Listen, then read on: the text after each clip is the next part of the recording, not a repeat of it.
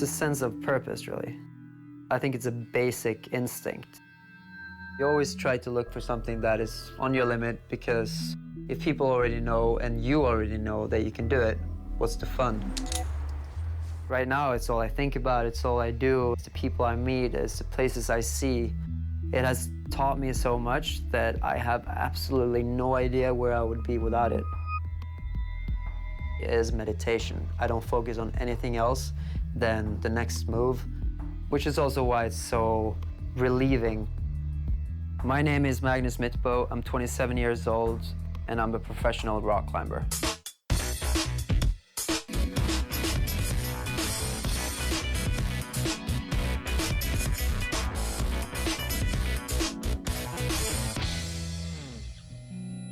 Rock climbing is basically about conquering something.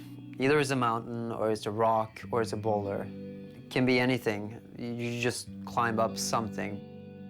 I am an elite climber, and in Norway, I'm the best climber, and I've been for 10 years.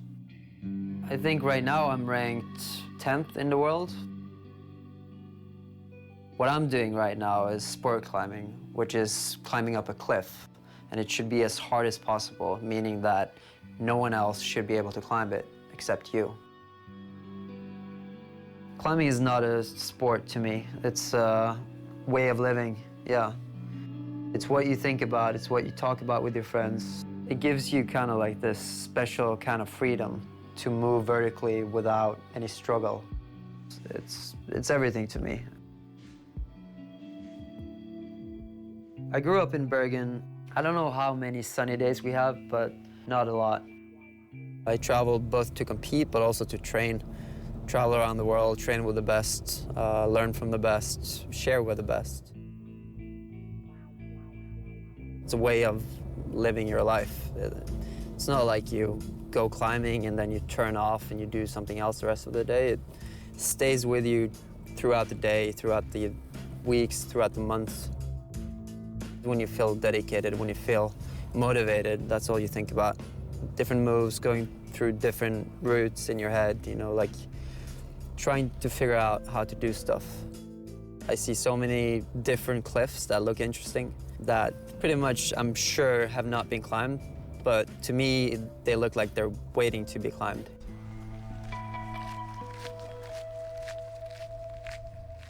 Nature is a big part of what I do. It's a thing that comes with climbing, I feel like. I don't seek the most scenic, beautiful places. I seek the biggest challenges, you know, the hardest climbs. I think I am a climber because it's natural to me, you know. From the first time I tried it, I was good at it. I think one of the most important things for people or for humans is the feeling of purpose in life. You know, I never felt like I had a purpose.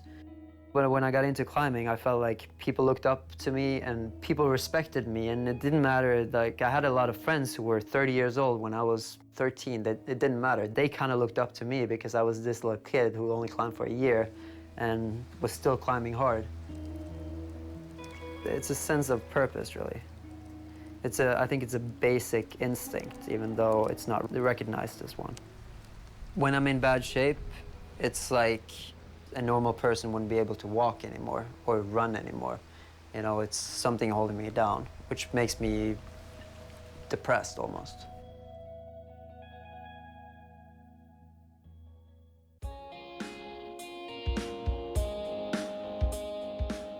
I got into the sport by pure coincidence. My mom went to the hairdresser, and the hairdresser told her about climbing in this gym that was not too far away from where we lived, but we never knew there was climbing there.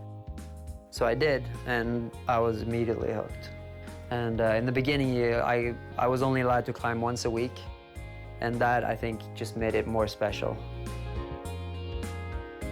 When I eventually got a key to the gym, it was like having free access to the candy shop. You know, I went there every day. I spent my whole days just at the gym, eating, doing my homework, everything.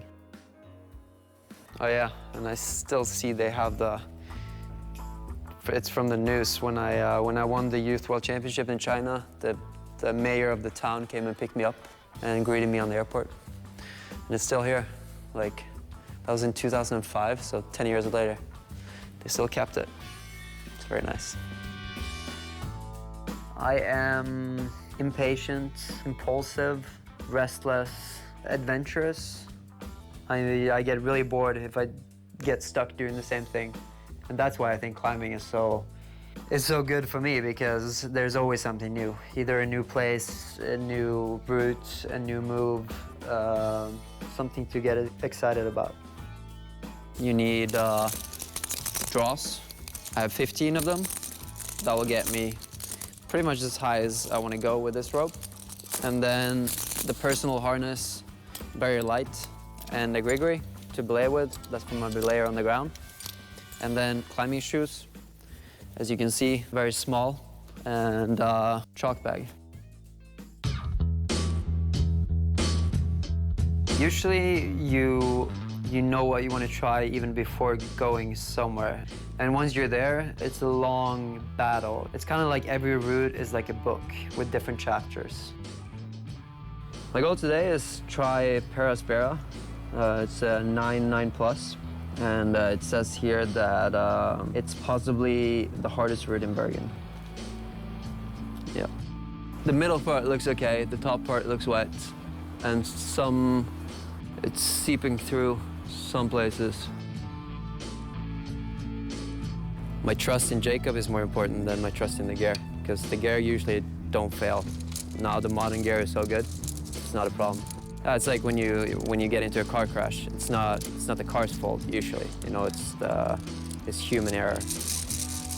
Yeah, I wouldn't want anyone else than him as a belayer on this route, just because you don't need to focus on like what is he doing on the ground. Is he doing his stuff right? You know that he's doing his stuff right, and then you can focus on what you're doing. And you need to do that when you try your hardest. My hands are my tools, yes. I treat them well too. Even though they don't look like it, I do take care of them. You know, I use sandpaper to file down the skin where it's too thick, and I use cream to gain skin at certain places. So it's all about treating the skin, because sometimes my skin gets too hard and then it feels like zero friction, you know? You don't feel the holes that you're holding. So right now I'm just trying to remove all the skin I don't need to increase the sensitivity, and then I can feel actually what I'm holding. Yeah, normally I don't warm up too much. When I see a hard climb, I can feel my heart beating faster just by looking at it. It's like the body knows that, okay, I am gonna climb this soon. In the beginning, when it hasn't been climbed, you brush the holds. When it's been climbed too much, you brush the holds, because if there are many layers of magnesium, it becomes slippery.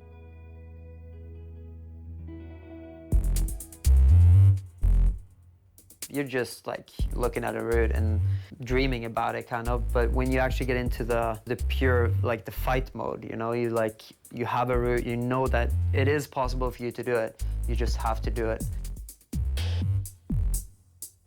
That's when it's really hard mentally, because then you go around thinking about this route the whole time, and you have the different moves. You can see the different footholds and holds and the different crystals on the holds. You know exactly where to hold them. You know where to clip, you know where to speed up, you know where to slow down, you know where to rest. It's all in your head, you know where to chalk up. And that's when it gets really hard mentally, because it's like you're in your own little world, in your bubble, in a funk.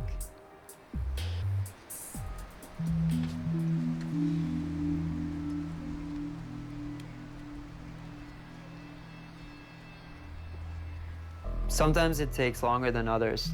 Usually for me, it takes one hard move to get into the zone. One move that I really have to focus on. Once you actually have to do one hard move that you know that you could potentially fall on, that's when you start, okay, then you focus, and then it gets you into this rhythm.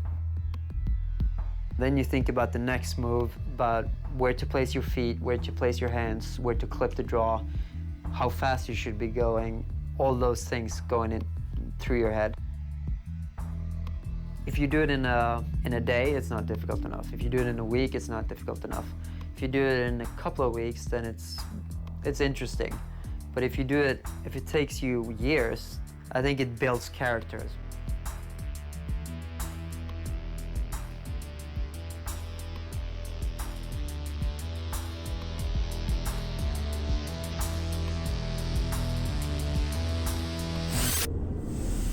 If I fall, then I have the rope to catch me. And I do fall often because I always try something on my very limit. And I think without the falling part, it's not so interesting for me because I want to fall. I want to fall and fall and fall until the day I succeed. And the more you work over it, the more you fall, the more rewarding it will be when you eventually stand on top.